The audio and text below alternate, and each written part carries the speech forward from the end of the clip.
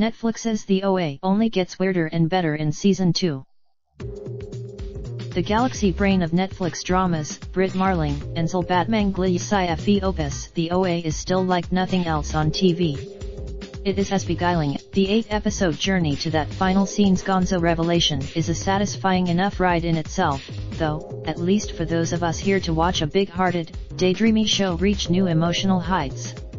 The nuttier much of that first episode, though, follows a seemingly unrelated plot about a private investigator tracking down a missing girl. That one takes a central image this season is a rose-stained glass window, an arrangement of repeating patterns, slightly different each time, in some larger design. It's not that the final twist didn't make me howl with both delight and disbelief. It ascends to a level. Raindrop, drop top, smoking, no cooking the hot pot. Fucking on your bitch, yeah, that. Looking up, open the park,